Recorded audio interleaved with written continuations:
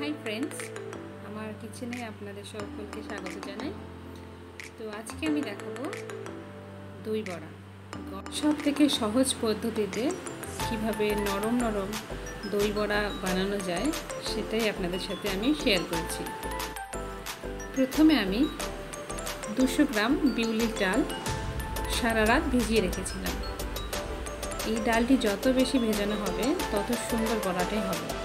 Minimum 7 থেকে 8 ঘন্টা আপনাদের ভেজাতেই হবে পারফেক্ট দই বড়ার জন্য। তো ডালটি জল ছাড়া বেটে নিয়ে নিতে হবে। বেশি জল দিলে ব্যাটারটি ভালো হবে না। বেটে নেওয়ার পরে সুন্দর করে হাত দিয়ে ফেটিয়ে নিতে হবে। যদি ভালো করে না ফেটানো হয় তাহলে বড়াগুলো সুন্দর নরম তুলতুলে হবে না। তো সুন্দর করে আমি অনেকবার মিনিমাম 5 মিনিট ধরে আমি ফেটানোর পরে জলে দিয়ে একটু চেক করে নিলাম যে ওই ব্যাটারটি জলে ভাসছে কিনা।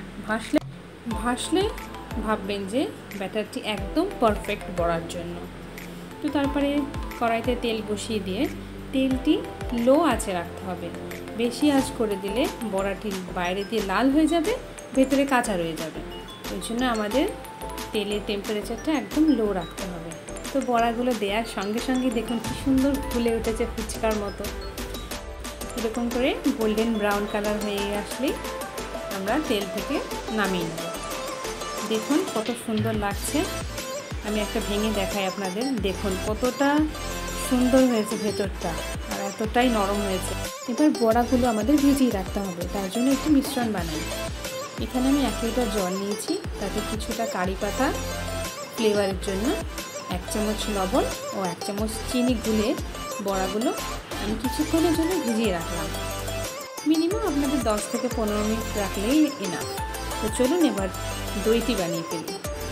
তো এখানে 300 গ্রাম দই নিয়েছি, তার ভিতরে দিলাম 3 চামচ চিনি আর দিলাম 3-4টে বরফের টুকরো। বরফটা দেওয়ার কারণ হলো চিনি থেকে যে জলটা ছাড়বে, বরফ দেওয়ার কারণে সেই জলটা দইতে ছাড়বে না, সুন্দর ক্রিমি একটা টেক্সচার আসবে। তো এটাকে ভালো করে মিশিয়ে নিলাম। এবার দেখুন কত সুন্দর বড়াগুলো নরম হয়েছে। এরকম হাত দিয়ে চিপে জল বার করে বড়াগুলো দইতে আস্তে আস্তে দিয়ে দেবো।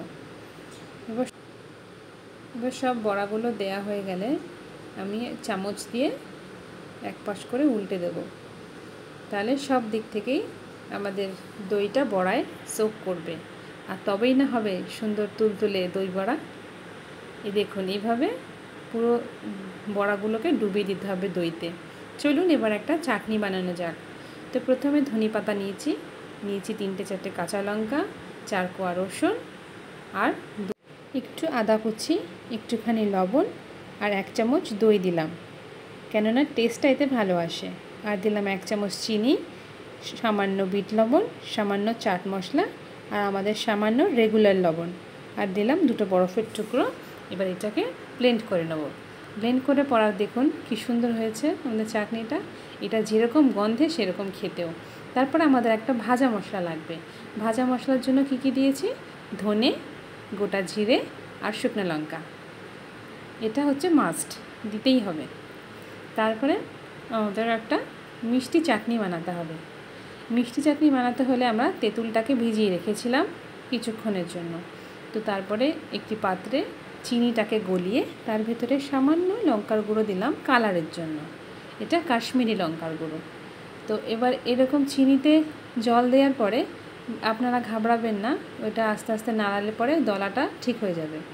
তারপরে সেই তেঁতুলটা ভিজিয়ে রেখেছিলাম সেটিকে ছাঁকনির মাধ্যমে ছেঁকে ওই মিশ্রণটিতে যোগ করে দিলাম। আর এর মধ্যে দিলাম আমরা যে ভাজা মশলাটা বানিয়েছি সেই মশলাটা। এই রকম টেক্সচার আসলে আমরা নামিয়ে নেব। তো তারপরে আমার সার্ভ করার পালা। তো দেখুন কত সুন্দর লাগছে দেখতে। দইয়ের টেক্সচারটা খুব সুন্দর, একটি ক্রিমি এসেছে। তো এটা অসাধারণ লাগছে আমার কাছে। তো তারপরে আমরা যেই গ্রিন চাটনি বানিয়েছিলাম সেটা তার উপরে দিয়ে দিলাম গার্নিশের জন্য।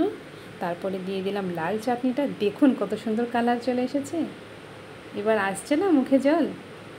তারপরে দিলাম একটু ধনেপাতা কুচি, সামান্য কাশ্মীরি লঙ্কার গুঁড়ো, একটু চাট মশলা, তারপরে দিলাম আমরা যে ভাজা মশলা বানিয়েছি সেই ভাজা মশলাটা দিলাম। এরপরে দিয়ে দিলাম সামান্য একটু বিট লবণ। বিট লবণ দেওয়ার পরে আমরা দেব একটু সামান্য ভুজিয়া। ব্যাস আমাদের রেডি নরম নরম তুলতুলে দই বড়া। গরমে এটি আপনারা অবশ্যই বানাবেন, বিকেলে সবাই মিলে খাবেন, আমারও খুব ভালো লাগবে।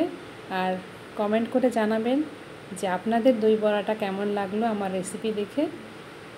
তো সাথে থাকবেন আর আমার চ্যানেলটিকে সাবস্ক্রাইব করবেন, এরকম আরও অনেক রেসিপি আসবে।